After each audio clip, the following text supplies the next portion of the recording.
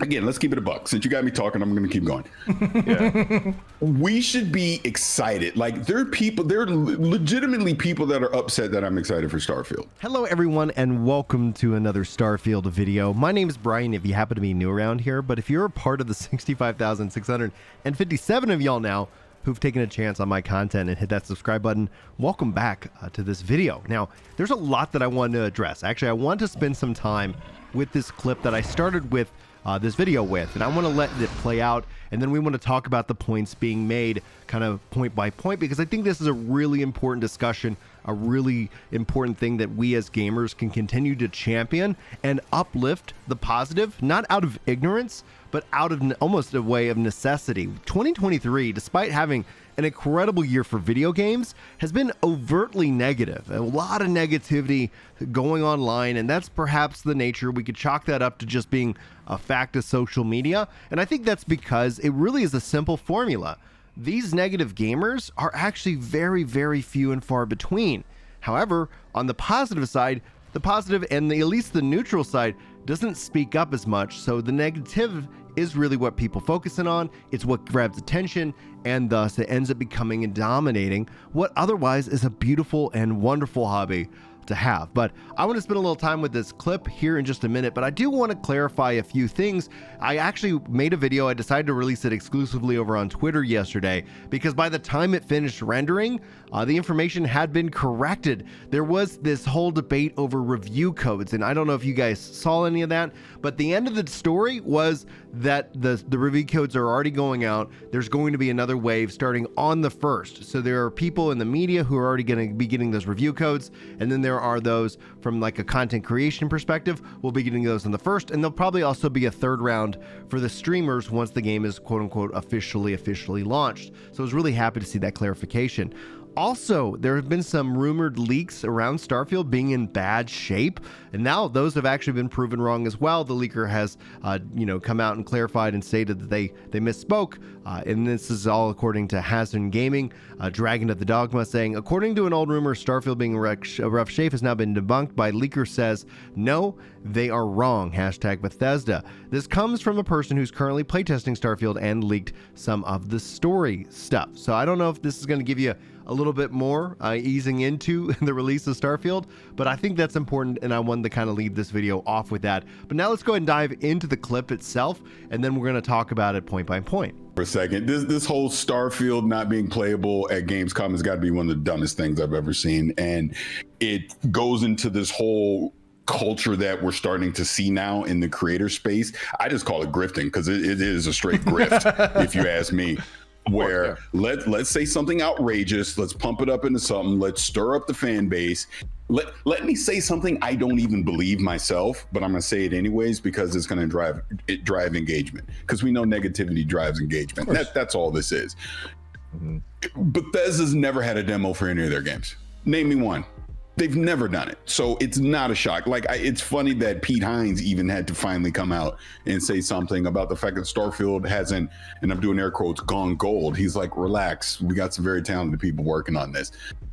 Starfield does it. Starfield is not a game that could demo. Regardless, they just gave you 45 minutes of it at the damn direct, and they're gonna do something again at Gamescom. So you're going to see content from the game so that you can kind of make a somewhat educated guess if this is a game that you want to play and you want to pick up. Not to mention, the game comes out a week after Gamescom. There's no point to, why would you take all, look, what do we complain about with Bethesda for 20 years? Bethesda, right? Why would I take time and resources away from that development team to QA and squash bugs literally until the last minute until it comes out, so that they could go make a vertical slice so that the 200 something thousand people that's going to come through Gamescom can play for 10 minutes? What is that going to do? Nothing. So yeah, it is literally the dumbest, griftiest argument that I've seen. Not to mention, since we're going there, and I'll just get myself in trouble now, to see people bringing up, they're not marketing Starfield enough. What do you want? Seriously. I'm being serious for a second. What more do you want? And I will point it back to, again, they gave you a 45-minute demo of the game. It is arguably the best long form gaming preview I think we've ever seen from a production standpoint, right?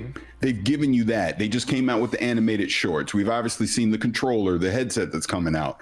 We know Todd Howard traditionally does not like to do long form marketing for his games. It is usually, I'm gonna show it to you and then boom, it's out a few months later. That's exactly what they're doing right now.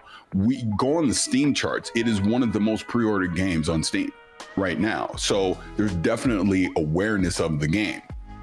What more do you want? And the hilarious part of it, and this is why I call it all the freaking grift. The hilarious part is the people complaining about the marketing, you already know about the game. So you're going to pick it up. Why are you worrying about other people? Worry about yourself. I don't get it. I seriously don't get it. It's one of the parts of what we do that just annoys I want to curse, but I won't, but it just annoys me. It absolutely annoys me because we're all adults here.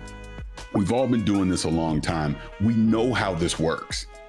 But yet now all of a sudden, conveniently, there's a quote unquote issue with it. And let's keep it a buck. These are people that are saying this because Xbox isn't their favorite brand or where they play games. And we know this is arguably the biggest new IP that Xbox has had since 2006 with Gears of War. You can argue that. This is a huge IP for them. So let's dwell in negativity. Let's make up negativity because it's made up. None of this is legitimate. Let's make up some negativity about it because we know this is going to drive engagement.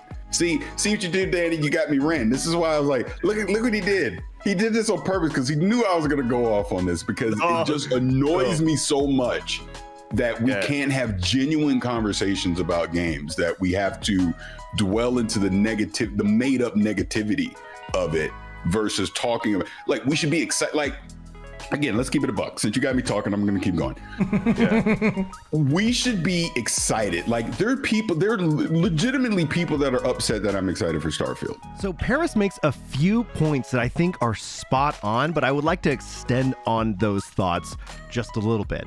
The funniest thing to me is that all Starfield needs to be, and I don't know why I rolled my R in that case, the inner Texan is starting to emerge in this case, but the only thing it needs to be is a good game. Now, we've seen these kind of things happen. In fact, when it comes to any kind of, people are speculating, maybe we'll see some review bombs and who knows, right? I'm not worried at all. All Starfield needs to do is be good, and it really then flies in the face of anybody and whatever their activism or their agenda ends up being. Now, if Starfield isn't a good game, that's going to be like a whole other set of, a whole other set of discussions and problems. But the reason why I'm not leaning into that aspect is that there aren't any real signs of that. Everything is made up. There is this grift that is going on for this fake negative engagement, but I think that is the short-term play for the content creator. I think the best thing content creators should be is as deeply honest as they possibly can, exposing their bias, which for me, my bias is I have 3 Xboxes. I have 1 PS5. Now the Xboxes, the other 2 I have are Xbox One X's that I'm hoping to trade in for an Xbox Series S, but that's just me because I don't have more than one 4K TV. I'm doing well in terms of like where my parents were at my age, but I'm not necessarily living in this 4K all over the place 8K world, right? And I don't know if you are, but if you are, tip of the hat. Way to crush it in terms of technology. Now, that all being said, is that it just has to be a good game. Now, the other side of this coin is that I do feel like no matter what, and there's no way that Bethesda or anybody could avoid this, Starfield already has a target on its back. Everybody was looking to Redfall, which both Redfall and Starfield got delayed, but Starfield is not Redfall. Those are a false equivalency when you're starting to try and relate those games, but both games had to go through what we all went through a couple years ago, and it sucked.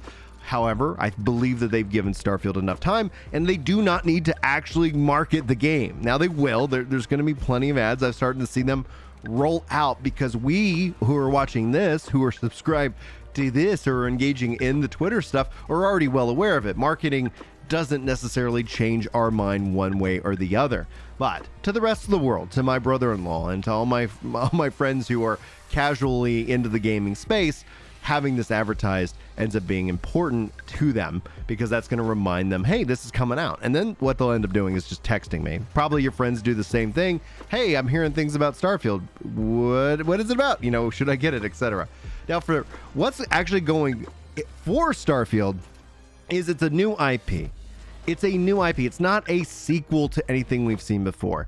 I feel like from the combat, the exploration, they are taking several ideas and really trying to refine those into this kind of set in an almost realistic way, giving us this ability to travel into the future to where hopefully as humankind goes, are set in the stars and are exploring the galaxies and the universes. I think that would be a real big win for humanity, and I'm not going to live long enough to see it. So Starfield is my gateway into that universe and into that world.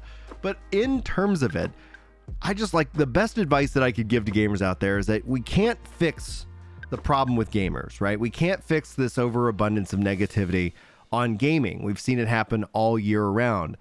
The proof comes down in the pudding. It is literally talk, right? Louis C.K., who for some reason I look like, Louis C.K. talked about how, like, it's just talk. People just talk. They talk shit. They talk bad. They just get out there and talk. And what's interesting is the internet makes it more permanent, makes it more official, as opposed to somebody just kind of hanging out with their friends saying, that's not really that fun, is it? Or something like that. But what's wild about it is that talk can get you attention, and attention is the whole point of social media. That's the currency that we're all exchanging. When you listen to me in these words, you're giving me attention, and thank you. When you leave a comment and I reply, I'm trying to give you that attention back. I think it's a beautiful thing when we can talk about video games. So if you're stressed that people are talking bad, or you're worried about this game, honestly, that you're just wasting time. That, like, being negative and being stressed about it is just wasting time. Once the game comes out, we all get to go hands-on with it.